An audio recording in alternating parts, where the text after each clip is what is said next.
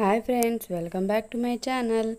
ఇంకో విడత అందరికీ వచ్చేసానండి. అందరూ ఎలా ఉన్నారు? బాగున్నారు? నేనైతే చాలా బాగున్నాను. మీరు కూడా బాగున్నారని కోరుకుంటున్నాను. నేనైతే నిన్న గివ్ అవే విన్నర్ చెప్తానన్నాను కదా, గివ్ అవే ఇస్తానన్నాను కదా. వాళ్ళైతే నాకు ఇన్స్టాగ్రామ్లో ఇట్స్ మీ ఈశ్వర్ లావణ్య ఈశ్వర్ లావణ్య అని ఇన్స్టాగ్రామ్కి మెసేజ్ చేసేయండి. మీ అడ్రస్ అన్నీ గివ్ అవే విన్నర్స్ని చేస్తాను, నేను పంపిస్తాను అందరికీ. ఇదైతే తోటకూర తాలింపు అండి. ఎలా చేస్తున్నాం ఏంటి చూసేద్దామా. తోటకూర ఉల్లిపాయలు అన్నీ కోసేసుకున్నాను. తాలింపు పెట్టేసి తాలింపులో అన్నీ వేసేసాను. తిరగమాత గింజలు అన్నీ వేసేసాను. తర్వాత ఉల్లిపాయలు కూడా వేసి వేగిచ్చేసి ఇదైతే వేసేసాను. తోటకూర కూడా వేసేసి కొంచెం బాగా వేగనివ్వండి. ఇదైతే ఓన్లీ నేను ఆయిల్లోనే వేగించాను. ఆయిల్లో వేగిస్తేనే చాలా బాగుంటుంది.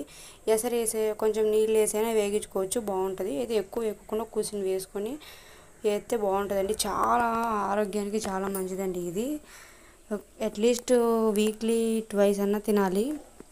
మేమైతే వారానికి 2 సార్లు తింటాము. తోటకూర తాలింపు కానీ తోటకూర పప్పు కానీ తింటాము. తోటకూర పప్పు ఎక్కువ తింటాము. చూడండి, ఇప్పుడు బాగా ఎగిరిపోయింది కదా. ఇప్పుడైతే ఇందులో పసుపు, ఉప్పు, కారము వేసుకోండి. ఏంటి మీరు ప్రతి దాంట్లో పసుపు ఉప్పు వేస్తారు, పసుపు ప్రతి దాంట్లో వేస్తారు ఏంటి అనుకోవచ్చు. మగవాళ్ళకి అంట పసుపు వేయకోకుండా ఏ కూర పెట్టకూడదంట అండి. అది ఉప్పు అయినా సరే, ఏదైనా సరే, అదే ఉప్మా కానీ ఏదైనా సరే, పచ్చడైనా సరే, దాంట్లో ఖచ్చితంగా పసుపు వేయాలి. వేయకుండా పెట్టకూడదంట. నాకు తెలిసిందే, మా అత్తయ్య గారు నాకు చెప్పారు. అందుకు నేను మీకు కూడా ఒక చిన్న టిప్ లాగా పనిచేసిద్దని చెప్తున్నాను. సరిపడా పసుపు, ఉప్పు, కారం అన్నీ వేసేసుకొని కలిపేసుకోవడమే. ఇంకా అంతే అండి.